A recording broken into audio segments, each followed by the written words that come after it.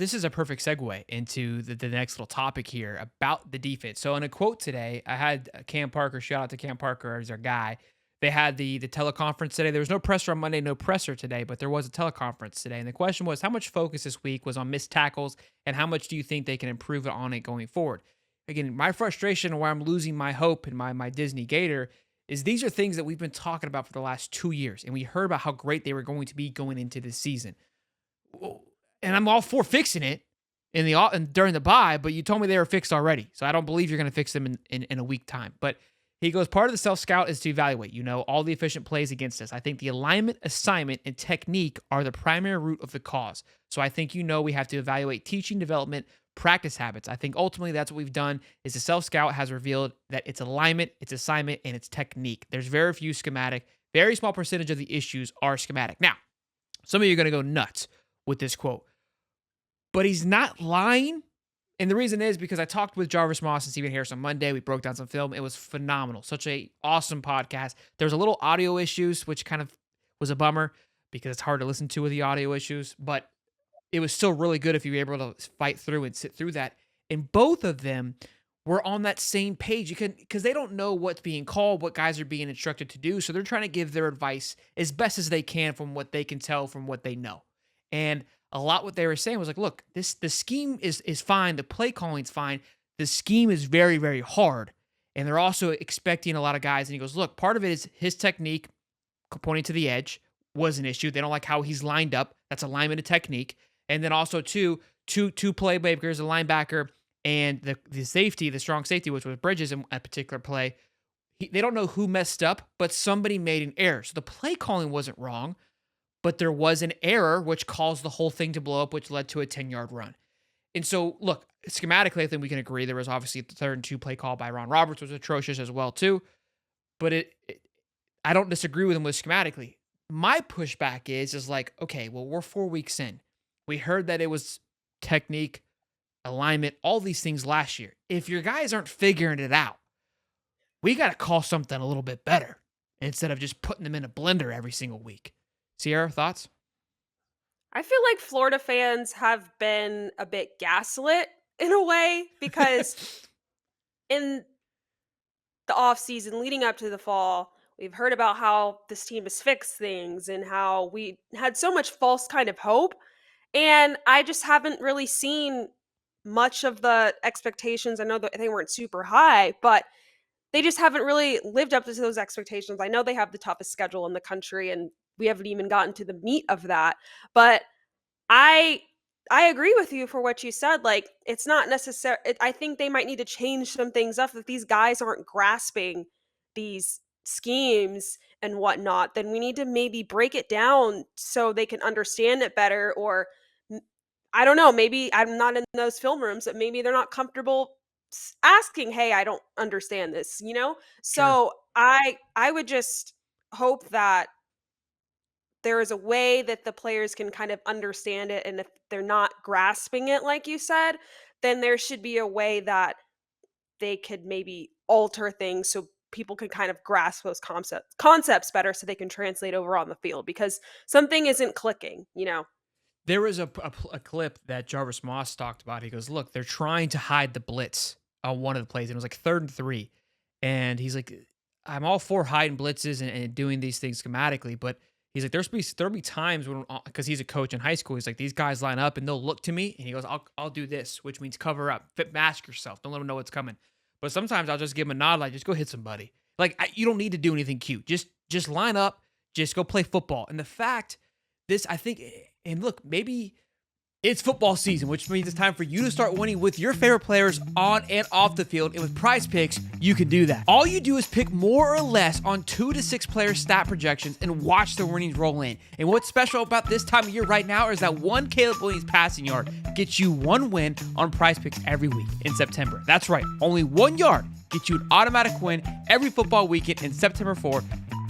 4 weeks of free W's. Don't miss the Disney on PrizePicks because it's gone when September ends. So you select Caleb Williams to have more than 0.5 passing yards. Gotta get 1 and you have a W. We're already halfway there. Now, some of you only need to pick 2, but I want to go 4 because when you can now win up to 100 times your money on PrizePicks with as little as 4 correct picks. So Caleb Williams is going to be my first selection to have more than 0.5 passing yards, then Travis Hunter to have more than 79.5 yards, and then more of Jackson Arnold to have 265 point yards, more than that in this week coming up. Big time weekend for football. Be sure to download the PrizePick app today and use the code Hightop and get $50 instantly when you play $5. That's code Hightop on PrizePicks to get $50 instantly when you play $5. You don't even need to win. Receive $50. It's guaranteed. PrizePicks, run your game. Now back to the show. The what they're trying to teach these kids is it could be like it's almost like a day late, dollar short kind of thing, because we see Antoine Powell, but he wasn't even here very long, but he's leading the country in sacks at Virginia Tech. And then if we go down the list of guys everywhere else are having dominant season, including Princely Umulala, it's like we had this guy coming off the edges that was an absolute freak, and we're pulling back into coverage. It's like, guys, it's cute. I love that you like, and again, it goes back to the question of Billy, and maybe it's even a whole staff. It's like they think they're the smartest guys in the room. And now you're showing it on the football field. It's like, cool, this playbook's hard. It's hard to read what's coming. But if nobody executes, it doesn't really matter if the offense doesn't know what's coming, because they're gonna blow it's just blowing it to shreds anyways. And it's like, well, yeah, if you would have executed it, it would have been perfect. But your guys are too slow, not big enough, whatever it may be, and they're not getting it done. And again, this is where even if you do tell me that it's technique and alignment, it's still coaching. And the guys that were having trouble lining up and having technique, and what was his other word that he used? In development, were linemen. You hired a new lineman coach. Cornerback and safeties, you hired a new one of those too. And linebackers, you lost him to be DC, who just wore your ass out last Saturday. Swolder. Yeah, I think a little bit of that is effort from the players. I do think that there's somewhat of a, I guess, not really an attitude issue there. I think the attitudes are fine. I think it's more of just the will to, like we used to say last year, hit somebody. I think part of that is the attitude, but I think a lot of it mostly is it's coaching and putting them in the right positions to succeed and scheme and everything else. I mean, there comes a time where you got to look at, like, as a player, you got to be like, look, am I being put in the best position to be successful at my position? And if I'm not, say I'm not, go to a coach, ask him, be like, hey, look, I'm struggling with this. How can I improve this? Something like that. Maybe that is going on. We don't know that. But like, for right now, like these past 3 years, and especially since 2020, this defense has been so inept. Like, I've never seen a Florida Gator defense like this ever in my entire life. When I've been covering Florida, even watching it, our defenses have always been great. We always had the fun and gun, good defenses, and you just don't see that. You don't even see a fun and gun anymore. And like, it just seems like all the energy has been sucked out of the program a little bit. And you can blame the players all day long. I've seen that happen on Twitter. But at the end of the day, it comes to a fact that, like, recruiting, you haven't had a top 10 high school class. You've had to dip into the portal every single year to at least get your class to the top 10. The coaching is on top of that. It has been bad. You look at the strength and conditioning, where they had to change the strength and conditioning coach. And it just looks like that under Billy Napier, everything's has just been like a slow development, even in the transfer portal, even when it comes to development and all that. And you look around and, like, a lot of people before the season even started said, okay, well, Florida and Miami, they're equal talent level. Miami's got a 14th ranked talent profile. Florida's got 12. This game should be close. 2.5 point spread, right? Go in there, Miami blows you out. You go into a Texas A&M game with a backup quarterback. The starting quarterback doesn't even play. Texas A&M just runs it all down your throat the whole game. I mean, there comes a point to where, like, you have the talent. Why isn't it being coached correctly? Why aren't people in the best positions, and why aren't these players hitting? Like, I don't get it. If you look at the snap count too, which was the amount of rotation that we're doing, again, it's just, and there's times on the defense where we execute and it's like, wow, that was nice. That was clean. We make a big stop, but it's so few and far between. We're like, did Mississippi State just screw up, or did so-and-so just screw up, or did we actually get one right? And we make a good stop, but then it's like, we're trying to get to the next play. And they're like, yo, I'm trying to do the math in my head here. I got Armstrong yelling in my head about what's going on. I'm doing math to my guys. I'm bringing in 4 new guys. They're trying to figure out it's like, guys, let's simplify this thing. You have, like you said, there's so much talent on this team. And I know when we go to the paper, when you look at on paper, what I was arguing with Miami, the talent wise, we're far and few between UCF, but they're gonna go out there more likely be better coached and more organized and work with what they have. So, any last thoughts before we move on to our next subject, Sierra?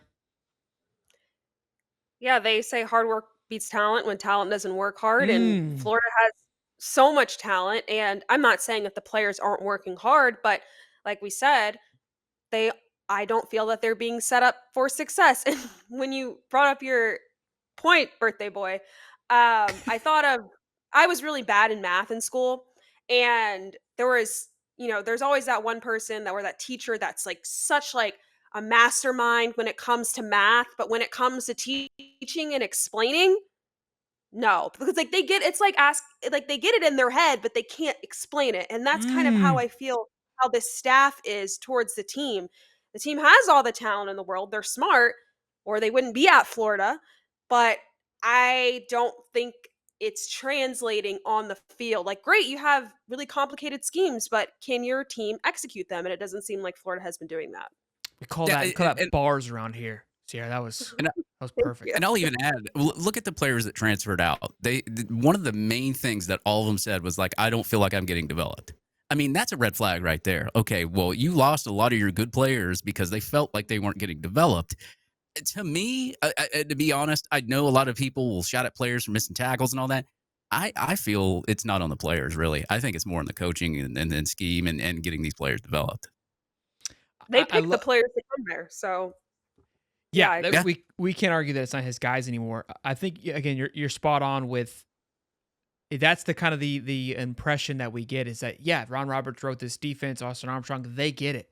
They understand it. They know that it can work.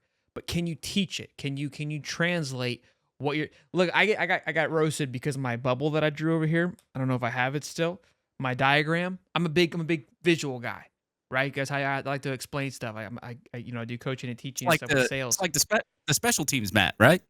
Exactly. I think maybe we just need to get a whiteboard, draw this thing out a little bit, simplify it a little bit. Yeah. I don't know. We'll see. Maybe we get a mat on the field.